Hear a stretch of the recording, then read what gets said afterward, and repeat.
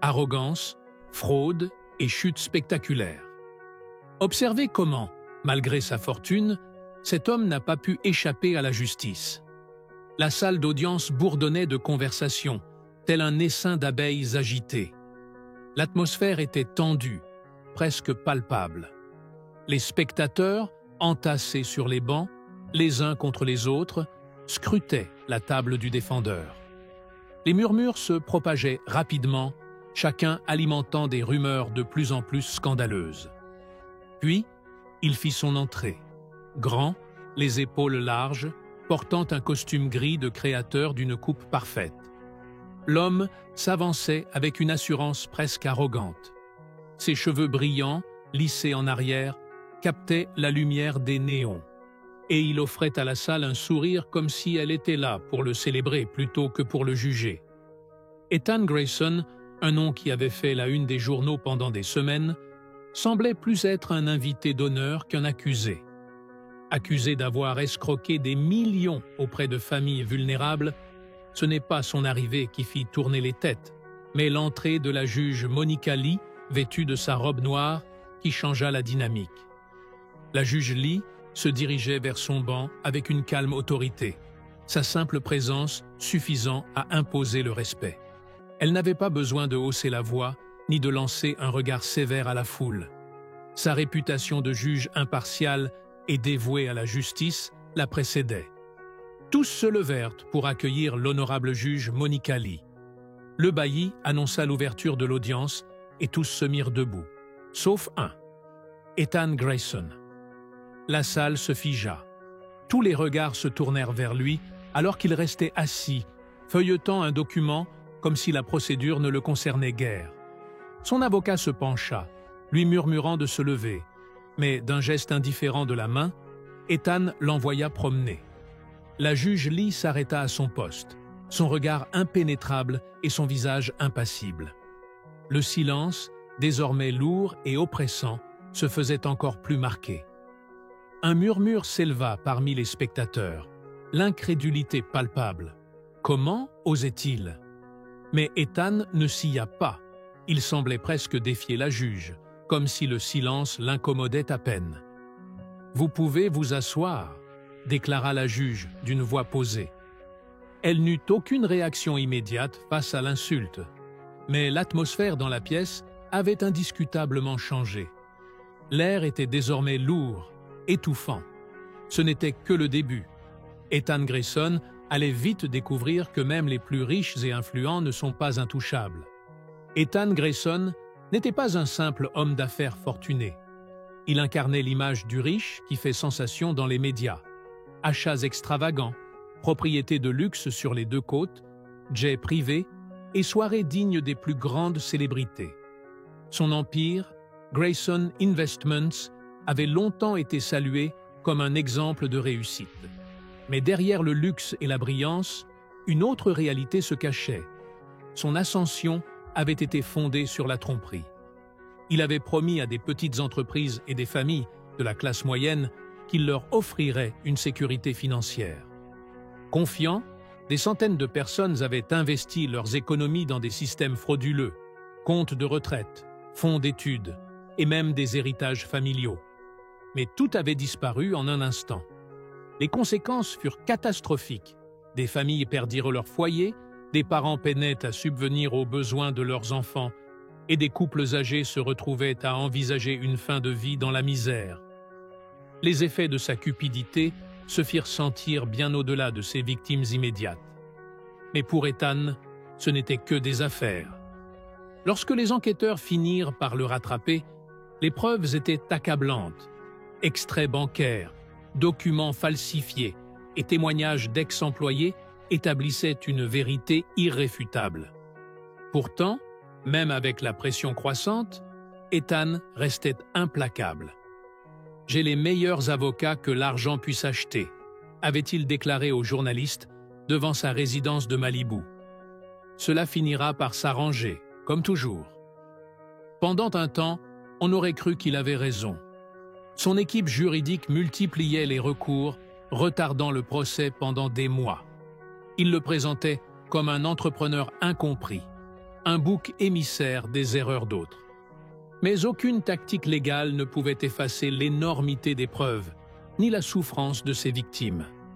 Finalement, le tribunal de San Francisco ouvrit ses portes pour le procès. Chaque jour, la salle d'audience était remplie de personnes en quête de justice, ou du moins d'une forme de justice. Parmi elles se trouvait Angela Martinez, une mère veuve de 3 enfants, qui avait tout perdu après avoir investi avec Grayson. Sa fille cadette avait dû renoncer à ses études. À ses côtés, Peter V., un pompier retraité qui avait économisé toute sa vie pour sa retraite, se retrouvait désormais à vivre dans la chambre d'amis de son frère. Leurs histoires, et celles d'innombrables autres, furent partagées avec une grande émotion au cours du procès. La voix d'Angela se brisa lorsqu'elle parla du jour où elle réalisa qu'elle ne pouvait plus payer l'hypothèque. « Je les ai suppliés de ne pas saisir la maison, » dit-elle, les larmes coulant sur son visage. Mais ils ne s'en souciaient pas. Mes enfants ont dû dormir dans notre voiture pendant des semaines. Vous imaginez ce que c'est. Le témoignage de Peter fut tout aussi poignant. « J'ai passé 35 ans à risquer ma vie dans des incendies, » expliqua-t-il, la colère perceptible dans sa voix. « Et cet homme a détruit mon avenir sans même y penser. » Mais pendant tout ce temps, Ethan restait là, impassible. Souvent, il se penchait en arrière sur sa chaise, défilant les notifications de son téléphone ou échangeant des plaisanteries avec son avocat. Tout cela n'était qu'une distraction, un bruit qui ne changerait pas le cours des choses, pensait-il. La presse se déchaîna. Les gros titres fustigèrent son arrogance, son absence de remords et son mépris évident pour ceux qui l'avaient ruiné. L'opinion publique, jadis en sa faveur, s'inclinait désormais contre lui. Mais Ethan ne s'en souciait guère. Pour lui, l'opinion publique n'était qu'un facteur insignifiant comparé à la force de ses avocats. Lors d'une conférence de presse, son avocat tenta de tourner l'histoire à son avantage. « Monsieur Grayson regrette sincèrement les souffrances causées, » affirma l'avocat. « Mais il est confiant que la vérité éclatera. » La vérité, en réalité, était qu'Ethan n'avait aucune intention de reconnaître sa culpabilité. Il comptait sur le fait que le système judiciaire, comme à son habitude, lui accorderait une faveur. Mais cette fois, il n'avait pas anticipé un élément crucial. La juge Monica Lee n'était pas une personne que l'on pouvait manipuler aussi facilement. Le procès devint un véritable spectacle. Les camions des chaînes d'information occupaient les rues autour du tribunal, tandis que les journalistes se pressaient pour prendre position, cherchant à immortaliser chaque moment. À l'intérieur, la tension montait de jour en jour. Chaque témoin venu à la barre ajoutait une nouvelle pierre à l'édifice de la culpabilité d'Ethan. Mais ce n'étaient pas seulement les témoignages qui retenaient l'attention, c'était aussi l'attitude d'Ethan. Le 3e jour du procès, l'accusation présenta des preuves accablantes, une série de courriels où Ethan ordonnait à son équipe de falsifier des documents et de tromper les investisseurs. La salle se fit silencieuse, tandis que le procureur lisait à haute voix ces extraits. « Faites en sorte que les chiffres soient convaincants. Nous devons que ces idiots signent. » Les mots résonnèrent dans l'air comme un venin. Angela Martinez, assise au premier rang, secoua la tête de dépit. Peter V. serra les poings. Ethan, lui, souriait. Le procureur se tourna alors vers lui. « Monsieur Grayson, reconnaissez-vous cet email ?»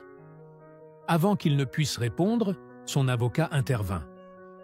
Cette question a déjà été abordée lors des audiences préliminaires.